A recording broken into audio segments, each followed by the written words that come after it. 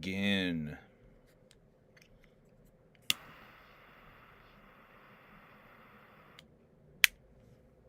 Broadcast. Humble Among Broadcast System number 158. The fourth in a series of recap streams. Let me make sure I get my notes open here. And I gotta change that too. Hold on a second. What's up, Steven? Steven's joining me. All right, let's start with the national anthem. The only way there is to really start. Sung by Shaggy 2 Dope. You know how you gotta do it? Check your tones. With a bazooka. Yep. And you gotta do your hand like that too. That's how they do it. All right, here we go. Oh, say, can you see by the dawn's early light what so proudly we hail from the twilight's last beaming, whose broad stripes and bright stars brought peace to the night. Some about bombs, but fuck. Ramparts we hail, bombs bursting in air, gave proof to the night that the flag was still there. I'm doing good, ain't I? There. Oh, say does that star-spangled banner yet wave for the land of the free? Gotta give a second for the audience to pop a little bit. Let it sizzle. Woo! And the home of my boy Dave. How did I do? Was that almost there? Almost there. Almost there. What up, y'all? The fourth recap stream. But before we get there, I don't really have a whole lot to talk about, but we got a couple of things.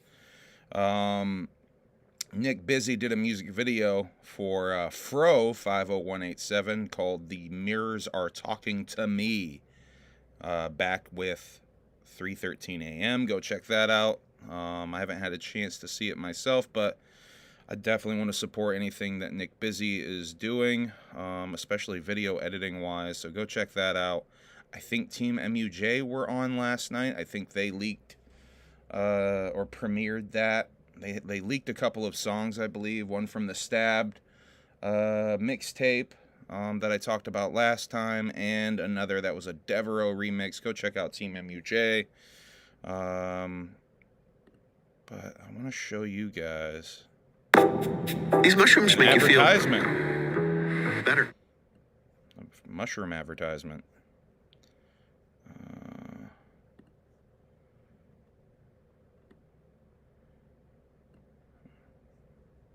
Streets of Crenshaw. Yeah, but I was gonna say I've met a lot of really good friends through filming. My friend recently, I want to give a shout out to Mr. Daddy. He passed away. I met him through filming. He was a really dope guy. So in this line of work, you actually do make some real friends, like our mutual friend Mike Busey. Mike Busey, the Juggalo adjacent Mike Busey. Yeah, I think he was mad that I said that. Because listen, Mike Busey and Miguel Colon, his manager, two of the dopest dudes ever. Yeah, they're the best. I used to go to the Sausage Castle when I was so young. I did some of my first viral videos there, like Flip Flop the Clown, the Juggalo with the foot fetish. Flip Flop the Clown, y'all. Y'all ever have the pleasure of encountering Flip Flop the Clown? What a treat. I absolutely love Mike Busey. But every time I go on a podcast, I feel like I talk about Mike Busey the wrong way. Like I went on Lex Friedman, and I was like, yeah, the Sausage Castle is like a Juggalo adjacent fetish mansion. And I go on Instagram, just immediately unfollowed by Mike. I was like, oh, Mike. Steve-O brings up such a good point here. What exactly about that made Mike unfollow? I feel like I have to. I want to be careful. I want to say as much positive shit as I can about Mike, because I really do like him. Wait, say Juggalo adjacent fetish mansion. Mansion. But I realize that there's a lot more to the Sausage Castle than just Juggalos. I want to know out of that sequence of words, what was problematic with Mike Busey? Yeah, which part of that was the problematic part that got him the unfollow? Juggalo adjacent, or was it fetish mansion? Yeah. Because there's no question it's a fetish mansion. For sure. Yeah. Definitely. I think maybe Juggalo adjacent is it's like, oh, that's a step too far. That's going too far, right?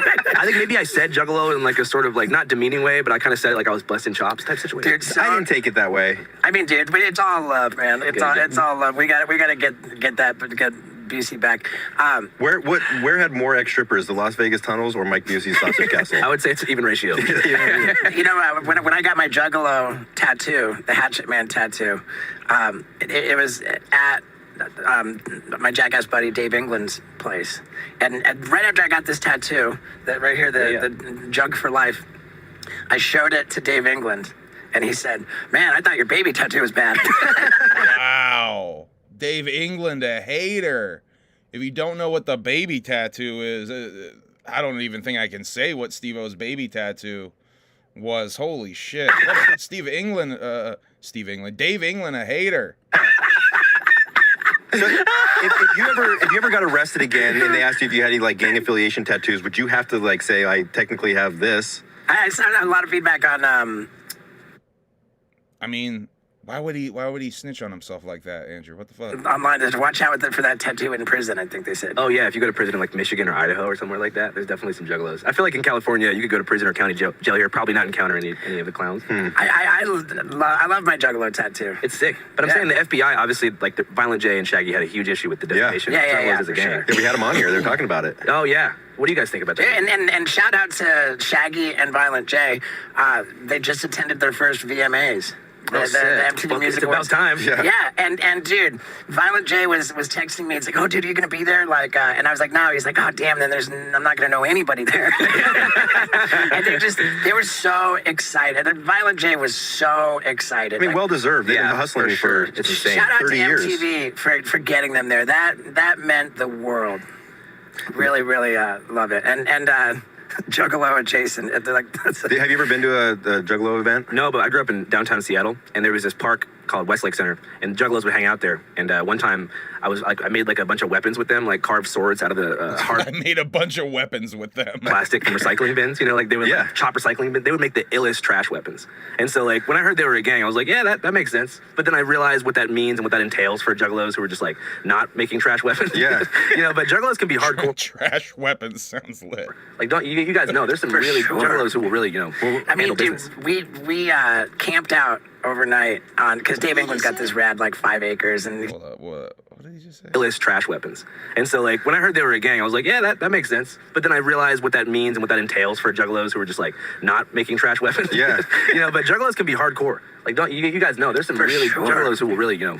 I mean, dude, we camped out overnight because Dave England's got this rad like 5 acres and he's got a huge fire pit and we'll like have a big fire and hang out all night and then camp and sleep. And so like we're like hanging out by the fire the night before I'm gonna get my Juggalo tattoo and we're like Googling about like Juggalo tattoos and the scariest results came up. Like there was what was it, like the one that like the news story about the girl getting the tattoo cut off. That news story. Juggalo like attacks carves. Yeah, saw that one walking down the street. Head off. Carves tattoo off of another Juggalo. Jesus. Because they didn't feel they earned the hatchet. Wow. It was earning the hatchet is crazy. I wonder how one does that. Just a lifetime of loyalty or something. He hadn't earned. Yeah. Steve being like, oh shit, did I earn the hatchet? Hadn't earned it. Oh, see, that's why he was asking in the video. He's asking Violent J, did I earn it?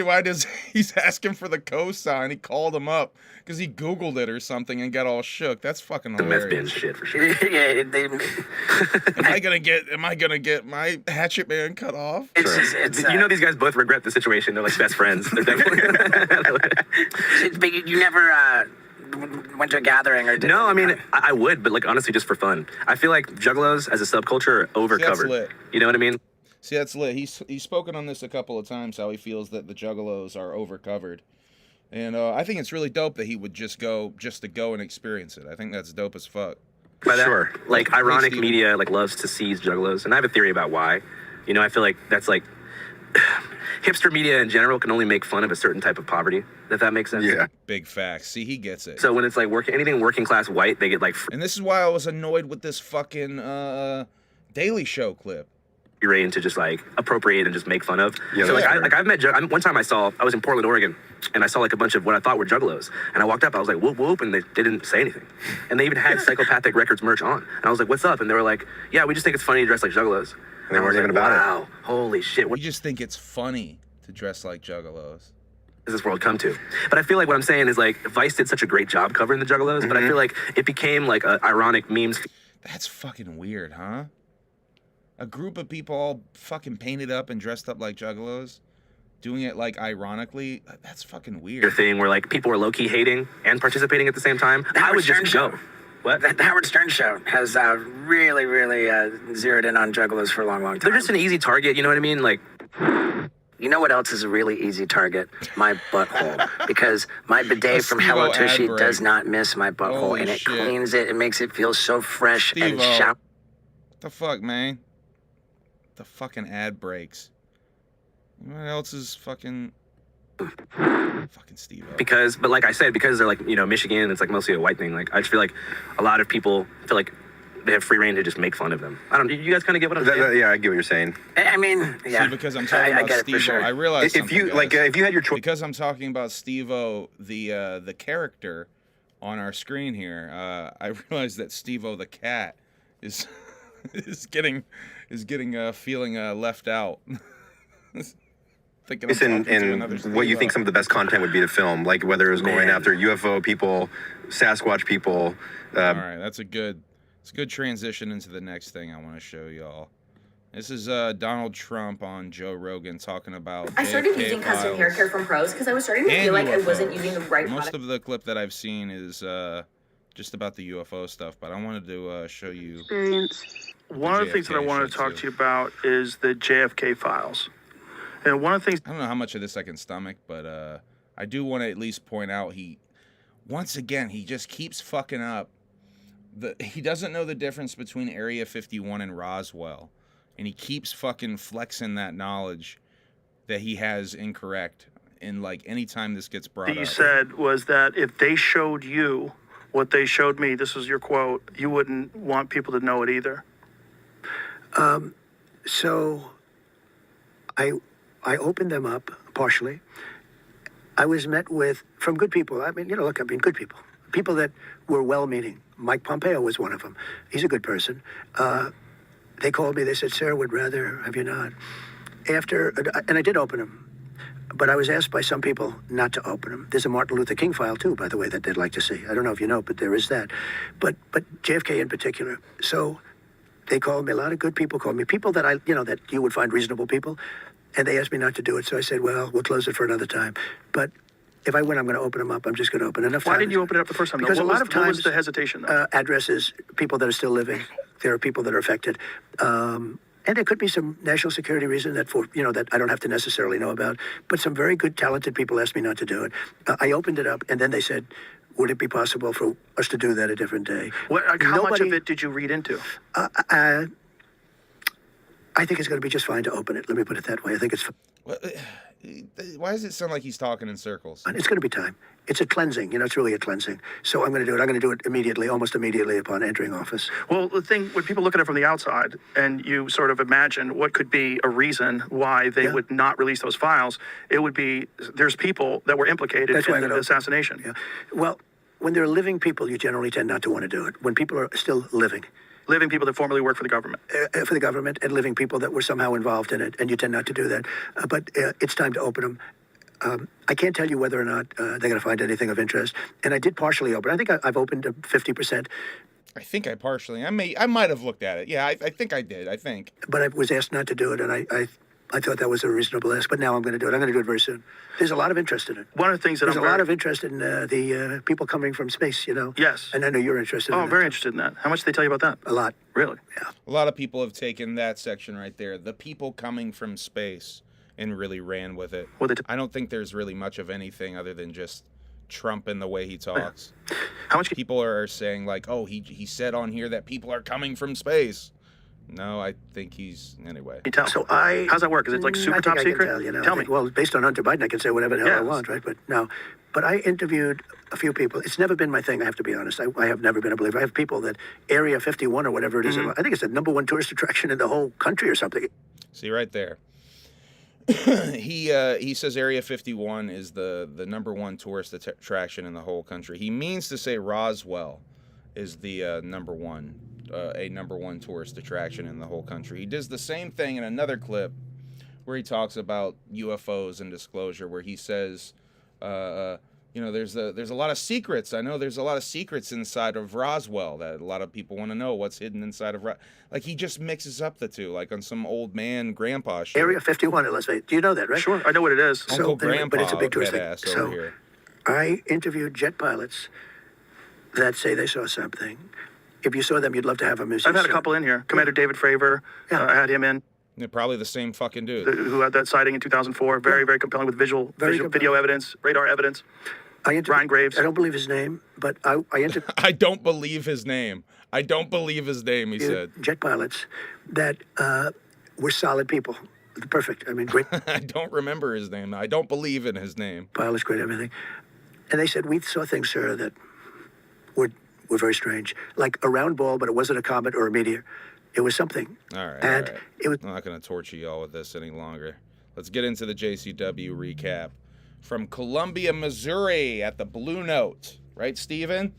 You excited, Steven? All right. It opens with a segment with Briar Wellington and Jeeves confronting Too Tough Tony. Richie Boy is telling Too Tough Tony that he's stealing his heat. Too Tough Tony says that they've both been around since the first JCW show, you stupid motherfucker. Richie Boy insists that he's the only JCW icon and tells him to find a partner for tonight. But Tony tells them both to get the fuck out of here and chases them out of the room. The ring is set up on the stage, it looks like, on this night. I was just going to ask you if you were going to cover Violent J's endorsement of Kamala Harris for president, and then I just got this notification from your channel. Go check, Go check the episode, the one where I have the dude from The Daily Show. I show that video and I talk about it a little bit. Yeah, go check that out. It's from like 4 episodes ago. Anyway, it's the one with stupid ass Skits Craven on it and that dude from The Daily Show, Atwa or something. Yeah, go check that one out. I play the clip and I almost had the whole episode deleted because of Paramount hitting me with the copyright block, but I was able to get it back. Yeah, go check that out. I talk about it more there. Basically, it's just annoying because it's like, I don't know, for me it feels like Daily Show is on some classist, like what Andrew was saying in that other clip, like certain kinds of liberal media or just media in general, they can only go and laugh at certain kinds of cultures at this point, specifically like poor white people would be one of those cultures. I think he's onto something. I think he's speaking to a certain kind of audience when he says that, but anyway, let me get into some pro wrestling shit here. But yeah, the ring is set up on the stage for this show at the Blue Note. Match 1 is a tag team championship match with Bang and Matthews versus the Backseat Boys, which was a match that was just on last night's show, or the night before's show, night 3's show. Bang and Matthews got a rematch, I guess, pretty quick when I thought you had to maybe work to get another match. A little bit of a logic flaw there with the storyline going on with the main title there, the heavyweight title, and Willie Mack wanting his rematch. The audio on the commentary is just a little bit glitchy at the beginning, but it gets fixed pretty quick. It comes into its own pretty quick. Bang and Matthews both stop Tommy and JP, both slap Tommy and JP in the face, and they start brawling. Hey, what's up, Woody Woo? Nice to see you in here, dog. Whoop whoop. Let's see. Fake Tony Schiavone, a.k.a. Joe, says that the JCW got a cease and desist letter from Stamford, Connecticut. And there has been a change to tonight's card because of this. So Pink Kane will not be on the card tonight. He got pulled from the event. He will never be seen again and had to sign an NDA, Zach adds. Once again, Johnny Cashmere is not in attendance. He is on a spiritual retreat because he is a very religious man after all. The Backseat Boys hit the T gimmick and get the pin. The winners and still JCW Tag Team Champions, the Backseat Boys. The commentary team kill a little time before kicking it to a promo brought to you or cut by Luigi Primo. Luigi Primo is a pizza man who is about to make his JCW debut. He cuts his promo while he's spinning pizza dough very bizarrely, in some of the most bizarre ways I've ever seen pizza dough ever spun. Says Juggalos always ask him why he doesn't put Faygo in his pizza dough. He says he just adds water, he just puts water in it, and then you can drink a Faygo with the finished pizza after it's done. All of this while spinning pizza dough in this very bizarre way, and whooping and dropping it to end his promo. Match 2, Simon Gotch versus the debuting Luigi Primo, who I just spoke about. He comes out spinning the pizza dough. He continues to spin the pizza dough even after the bell rings. And for a few minutes into the match, Woody Woo, member of the Alienated for 21 months, says, Humble Among informs the community. Clat News. Shouts out to Woody Woo. Thank you for being with us for 21 months, dog. Let's see. Where was my notes? Oh, no. Oh, yeah, spinning the pizza dough. He spins the pizza dough until he eventually does drop the pizza dough. But yeah, he picks it back up after a little while, and he starts spinning it again. And he throws it at Simon Gotch, who actually sells the pizza dough. Luigi gets the pin. After a crossbody off the top rope, Luigi is the winner of the match, debuting. I realized after seeing him come in the ring, though, and he started spinning the shit, I realized, oh, I have seen this motherfucker on Twitter. I've seen this guy doing this spinning while he's going to grapple somebody, kind of wrestling style, before. So he's actually a wrestler who's gone sort of internet wrestling viral. I mean, what the fuck? Internet wrestling viral. Wrestling viral. At least on Twitter, because I'm pretty sure either Reddit or Twitter I've seen that clip of him trying to lock up with somebody while spinning the pizza dough. Yeah, that's a pretty good. I think that's a pretty big comedy get for JCW. Look for more Luigi Primo. Mickey Knuckles promo after this. She says that she's a JCW original as well. She used to wrestle under the name Isabella back in the day, but she's no longer Isabella. Then she whips out her two hatchets, Dee Dee and Dexter, and says that they're here to play before clanging them together. Match 3, Mickey Knuckles versus Tarzan. Tarzan Club versus Dee Dee and Dexter to start the match, but they don't really do anything with it. They go to put their various weapons away, but Tarzan tricks Mickey and hits her from behind with his bone. Zach has a crush on Mickey, I think. This is a quote from Zach that makes me think he has a crush on her. You can hit Mickey Knuckles in the pussy with a sledgehammer, and she'll ask if it's in yet. That and various other quotes from Zach made me think that he has a crush on Mickey Knuckles. Mickey grabs either Dee Dee or Dexter and attempts to murder Tarzan in the ring, but she misses and hits the turnbuckle instead. Mickey gets Tarzan's bone, his club, once again, I mean. Tarzan gets busted open, starts bleeding. Mickey does a Northern Lights release suplex on Tarzan and gets the pin. Winner, Mickey Knuckles. Yeah, the pizza's fucking dope, right, Brian? Shouts out to Luigi. I really like Luigi. By the way, someone, I think Zach pointed out on commentary how much Luigi and Simon Gotch look alike. They could almost be the same fucking person. All right. Baba Thunder. Up next, we got a Baba Thunder promo. He actually speaks to the camera. He says that Painful Paul has got his attention, and this seems to be setting up a match between the two giants for JCW Devil's Night pay-per-view. Match 4, Baba Thunder versus Yellow Cane, a.k.a. Piss Cane, as he's getting dubbed on Twitter a little bit. I saw there's this Twitter wrestling account called Is This Wrestling, at Is This Wrestling, and they've been taking, they specify, their specification or preference, whatever, their gimmick is they share silly wrestling clips or like over-the-top wrestling clips on there, and they've been doing a lot of JCW clips. He's calling Yellow Cane Piss Cane in all of them, which is fucking awesome. So Piss Cane right out the gate comes and he attempts a choke slam. By the way, this is a different wrestler. This is not Pink Cane. I know some of you out there probably assumed that Yellow Cane Piss Cane was Pink Cane under a new gimmick. No, this is a completely different wrestler. This is Piss Cane.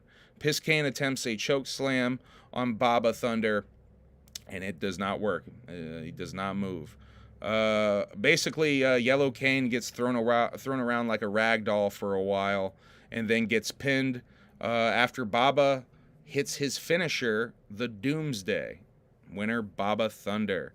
4-0 now on these JCW shows? That was his first actual one-on-one wrestling match, and seemingly setting up a match between Baba Thunder and Painful Paul, two giants at Devil's Night. Too Tough Tony then asked Willie Mack to be his tag team partner in a match with Richie Boy and Jeeves later, and he accepts, saying that he's going to get drunk.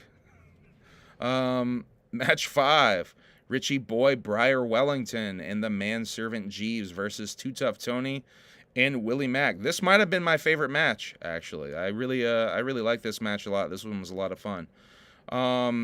Let's see. Basically, they beat the shit out of Jeeves for a large portion of the beginning of this match. Tony is showing some impressive agility in this match. There was a couple of maneuvers where I was like, God damn, look at Tony showing off. He did a Hurricane Rana, then he did a pretty sweet little flippy leg drop gimmick off the top rope to Jeeves as well. Pretty impressive to see Too Tough Tony. I know Willie Mack's another big guy that can move really agile in the ring, but it's impressive to see a vet like Too Tough Tony move like that, because, you know, his reputation is he largely is just on his feet and brawling the entire time. So that was cool to see. Tony hits Jeeves with the meteorite, and they get the pin. There's a double pin. Winners, Too Tough Tony and Willie Mack. There's the question, does this help Willie Mack's standing? Willie Mack has been wanting his rematch with Matt Cross. Does this help him at all, getting another win? We'll see. This cuts right to a promo, or really a segment, where Matt Cross is going to see the commish, Violent J, the Duke of the Wicked. He says he wants to surrender his heavyweight championship title if Willie Mack can't get a rematch, can't get a title shot rematch. Violent J says that's his choice, and he leaves it in the office with Violent J. Cut to match 6, a battle royal, with Jeeves still passed the fuck out in the ring. Jeeves still just unconscious in the ring. Then all the other competitors come out, Bangin' Matthews, Yellow Cane or Piss Cane, Like Mike, Mosh Pit Mike with a basketball gimmick, Simon Gotch, the Backseat Boys, Tommy and JP, Luigi Primo, and Mecha Wolf all come down to the ring, with Jeeves still passed out in the ring as the match starts. Like Mike pins Jeeves for some odd reason. Mecha Wolf bites Luigi's pizza dough. Bang and Matthews get eliminated by the Backseat Boys and then pull them off the apron, eliminating them, seeming like a feud between Bang and Matthews and the Backseat Boys developing a little bit here. And then we're left with Like Mike, Mosh Pit Mike with a basketball gimmick, and Mecha Wolf as the final two in the Battle Royal. Once again, very quick eliminations in these Battle Royals. Someone throws Mike back his basketball. He has a very tiny handheld basketball that he came out with and he threw into the crowd when he first came out. Someone throws it back to him, and like a fucking G, Mosh Pit Mike catches that shit, and the crowd goes fucking crazy for it. Probably it might have been the biggest pop of the night. The crowd goes absolutely wild for him catching the little tiny basketball in the ring. And I think everybody is surprised by it. Even Zach, who's been talking shit about Mike on commentary, has to stop and be like, oh, okay. That was really cool, though. For a second, it almost seems like Mike is going to win, actually going to win the Battle Royal. But Mecha Wolf spits the mist in Mike's face, and he is eliminated. Winner, Mecha Wolf.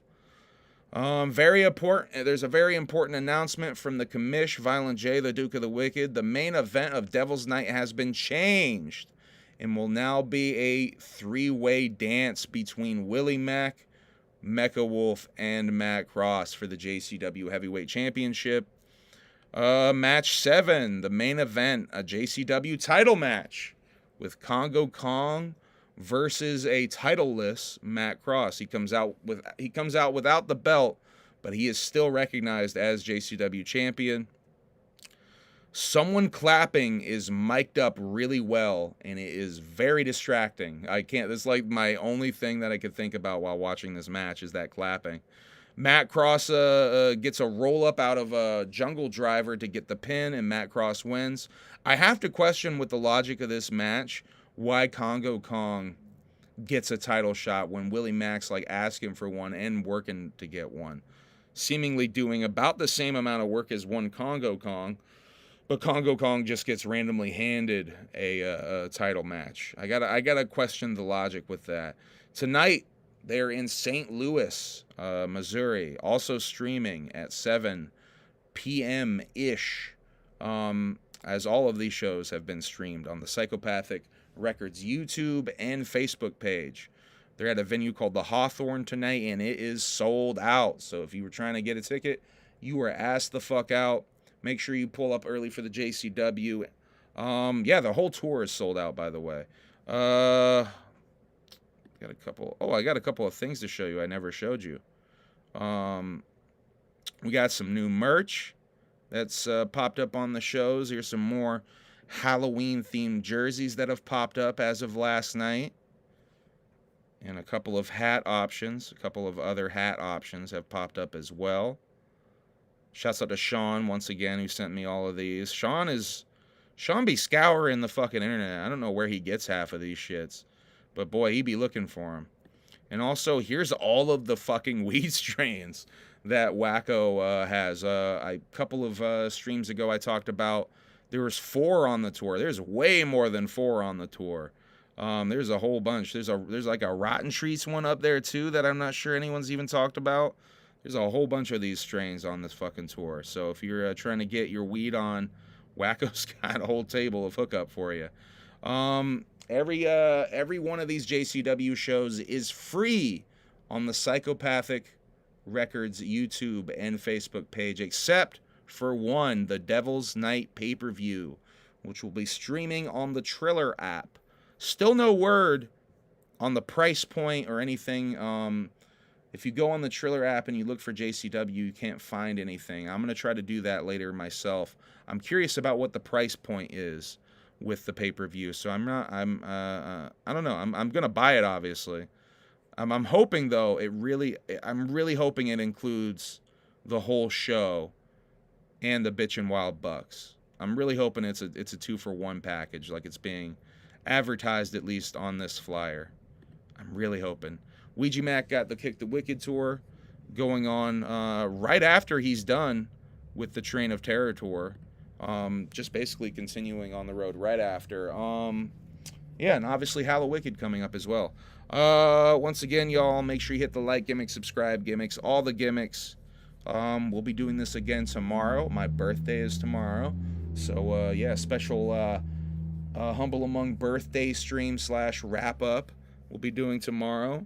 Emily's at work, if you're wondering. She's about to get off of work, and then we're going to go on a little road trip to go to a restaurant a little bit up north that we're wanting to try today. So we're going to have a little nice driving around in the Vermont foliage while we smoke, and then have a nice little dinner tonight. So that's what I'm up to. I've been recording more music this morning, working on another song.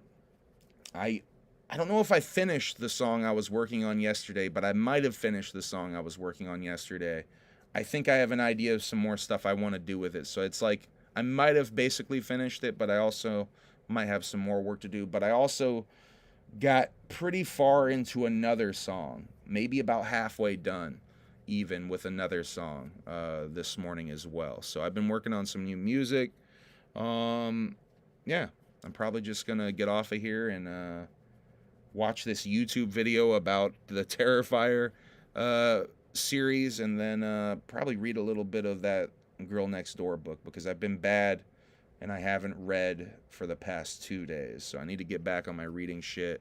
I'm more than halfway through with the Girl Next Door at this point. So, oh, and we started watching Deadpool and Wolverine last night, but we only got about halfway through that until you know what we did. You know what the fuck we did.